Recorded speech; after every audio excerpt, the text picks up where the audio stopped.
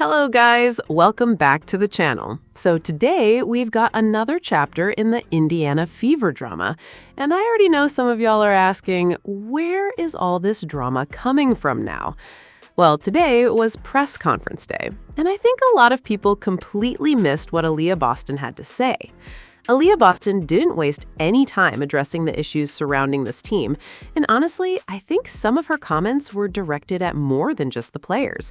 I think, subliminally, she was sending a message to Stephanie White. Now, we all know Stephanie White has been committed to her motion offense, but for the life of me, I just don't see it working right now. We're talking about the Indiana Fever nearly losing to the Connecticut Sun. And let's be real for a second. The Connecticut Sun are currently the worst team in the entire WNBA. Yes, the Fever got the win, they beat them, but they only won by that much. And I'm here to tell you, that's not a good sign moving forward. I don't believe these players are intentionally putting themselves in these tough situations. I truly believe a lot of the issues come down to Stephanie White's system, a system she's been running since Vanderbilt that every coach in the WNBA seems to have a complete playbook for. Think about it. Stephanie White has been using this same motion offense and these same small ball concepts since Vanderbilt. She ran it in Connecticut, she ran it last season, and she's still running it this year. Sure, sometimes she'll mix in a read and react offense, but for the most part, it's the same approach. This feels like Connecticut Sun 2.0, and I'm telling you right now, the Connecticut Sun looked like they had every one of Stephanie White's plays memorized. They knew what was coming before it even happened. For them to score over 100 points against the Fever, that's a major problem. But enough for me. Let's get into this press conference because that's what we need to focus on right now. This clip was released just a few hours ago, and after listening to it, I couldn't help but think, Aliyah Boston may be onto something. Sing it, please.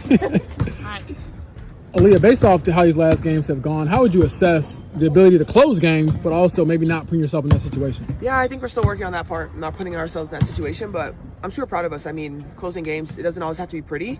I think it just also gives us different things to look at in the film room, but I'm super proud of us the way that we've been able to close those. Have you seen any consistency or common threads between the blown leads over these past few games? I feel like most of it is controllable for us, and I think that's where we just have to get better, is making sure that we continue to execute the things that we're working, but then also I think defensively, I think we have little lapses here and there, and both teams that we've played have just been able to capitalize on that. So for us, just making sure that we're on our P's and Q's every moment. In the same token, what has been the theme of pulling out the win in those games as well? Closing that fist, baby. Closing that fist. For us, it's about just being together and sticking together. We know basketball is a game of runs, and so for us, it's just about embracing those runs, not separating, and just continue to do what's working. We heard Steph say close that fist. When did that start being a thing, you guys? I want to say a few games ago, honestly. When we, a few games ago, I'll say that. What started that as a thing? I think we've just had so many close games that we haven't came out successful. So for us, it's about making sure that we stick together and once again, just embrace that teams are gonna go on runs. Like, we're in a great league and players are gonna score. So for us, just staying consistent and staying together. Have you learned anything about how to handle runs versus good and bad, like in the WNBA, since you've been in the league, just because of how talented the talent is? Yeah, I think the biggest thing is just making sure that you stay level-headed. Like, if you get too hyped or you get nervous, and that obviously can show up in your play, the way you score the ball, the way you defend. So for us, it's about continuing to stay that consistent, level-headed base. You talked about being pride. What have you been most proud about the defense in these last 5 games? Yeah, I think it's been better. I think our starts have been a lot better, and that's something that we've been working on. I think our starts defensively to start the season were a little rough. Teams were putting up a lot of points, especially after that first quarter. And so for us, especially going into the first timeouts, making sure that we win the 5-minute games, that's really our mindset, and that starts on the defensive end. Is that a mindset or something that you guys physically tweak? No, it's a mindset. What have you seen from Mo the last couple of games, really picking it up? Yeah, I think just her hustle. I think you see her, the extra possessions that she gives us, the way that she's cutting off the ball, scoring around the rim, I think is really great. And the way she's rim running, I think that just her energy is it's just an extra boost for us. To me, these runs are hurting the Indiana Fever more than people realize. Every time another team starts putting together a run, it feels like the Fever have no idea where it's coming from or who's going to step up against them. They can spend an entire game preparing for a player like Alyssa Thomas, build their whole defensive strategy around stopping the star, and then all of a sudden, somebody coming off the bench explodes for a huge night.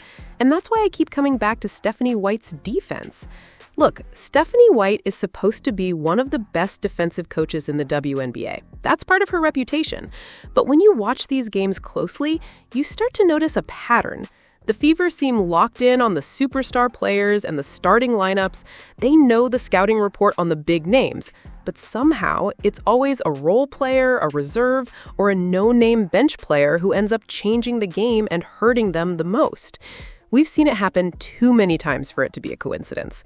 So I don't know if this is a film issue, maybe they're not spending enough time studying every player on the roster, or maybe the coaching staff is narrowing its focus too much and saying, we're going to focus on these 4 or 5 players while everybody else becomes an afterthought. Whatever it is, something isn't working, because every game it feels like the same story. Somebody who isn't supposed to have a big impact ends up having a career night against the Fever. That's why I think it all boils down to film preparation and defensive adjustments. If you're only preparing for the stars, you're going to get burned by everybody else. So that was Aliyah Boston's perspective, and honestly, she may have a point. Now, here's Kelsey Mitchell. I haven't heard Kelsey Mitchell speak yet, but I definitely want to listen and see what she has Kelsey, to say about everything that's been going on. What do you take away from being able to close games, but also maybe not wanting to be in those positions late after having a lead? Growing pains, I'm going to assume that what it is. I think for us, it's about keep finding ways to really not let it happen, but, be able to withstand runs with people making, because it's just a part of life and a part of the game. But I think ultimately you want to just be a little bit more disciplined to keep people out of it. What are you feeling is the reason you guys are having trouble holding these leads? Man, I think a lot of you get a little comfortable, but I think, like I said, discipline. I think not fouling people, sending them to the line. I think that's the big for us, just not fouling. I think that's one of our Achilles heels right now. That's just kind of keeping people back in the game, because we foul a lot. And I think if we take that out, we give ourselves better chances to really take off on people. What do you take away from when those situations happen, when you do blow a lead, but you continue to pull out the win in each of those games? How do you put that in perspective? You don't want to lose. So if you don't want to lose, you got to do what you got to do. And I think that, you want to withstand that for as long as possible, but I think the passion kind of keeps you in it, especially if you want to win a game. You got the ebbs and flows of the season. During this last 5-game stretch, what have you liked the most about how you guys have played? I think to his point, just not giving up when, reality hits and teams are back in the game. I think hats off to our group for really coming together when you need them most. And, you really build chemistry that way. So I like to think that that's, it sucks the way it happens, but you would like to think that we all doing it for the right reason. And so when you find a way to win games on the stretch that are tight, it shows who your group is, and I think it's good for us. Is that just the process of a long season coming along, or was there kind of something that you guys have actively? I think it's a long season, so you want to keep finding ways to grow. We don't want to, hopefully this is something that not last long. Like I said, we got a lot of games left, so you want to keep the main thing, and not think too far ahead. But the goal is that this spell don't last long, of just keeping people out of the game, indoor, letting them back in it. So hopefully it's just a phase. How critical are you? I don't think this is just a phase, guys. I really believe the only way the Indiana Fever are going to get over this hump of allowing teams to go on these huge runs is by changing their defensive approach entirely. At some point, you have to stop saying it's a temporary problem and admit the current system just isn't working. They're going to have to run a completely different defense, because the one they're running right now is not getting the job done. It's definitely not working. But I do have a Raven Johnson and Caitlin Clark injury update. And honestly, this isn't great news for the Indiana Fever, especially considering who they're about to face. It's also really unfortunate news for Raven Johnson, because it appears she may have picked up an injury at the worst possible time. Raven Johnson is officially listed as questionable with a left ankle injury. Based on the reporting from the credentialed journalists who attended practice, it sounds like the chances of her playing are pretty slim. How serious is the ankle injury? We don't know yet. But right now, all signs point toward Raven Johnson being unavailable. According to Tony East, at the end of the viewing portion of Fever practice, Raven Johnson took a tumble and tweaked her left ankle, went to the side with a trainer, and walked off the court herself. Now, the good news is that she walked off under her own power. That's always encouraging to hear. But there have been multiple reports about the situation, including coverage from Chloe Peterson. At this point, all we know is that Raven Johnson suffered the injury during practice, and the timeline for her return remains uncertain. Realistically, expecting her to bounce back within a day seems unlikely. And that's disappointing because it opens the door for Ty Harris to receive more opportunities.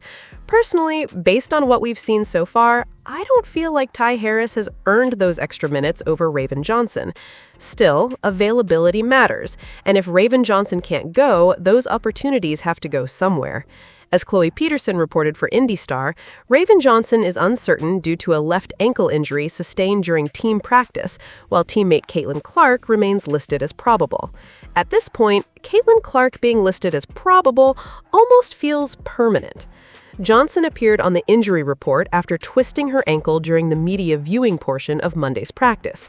She was able to walk to the bench on her own and was being evaluated by a trainer when the media session ended. It's still unknown whether she returned to practice afterward.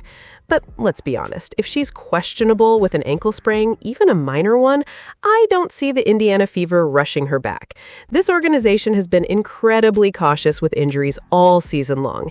Anytime a player has dealt with even a minor issue, they've taken a conservative approach. As for Caitlin Clark's probable designation, I honestly think it's a response to the league after the Indiana Fever were fined for not including Caitlin Clark on the injury report. Caitlin Clark remains probable, and I wouldn't be surprised if she stays listed that way for the rest of the season. But that's all I got for you guys. Get down in the comments section and let me know your thoughts about this. Don't forget to like and subscribe.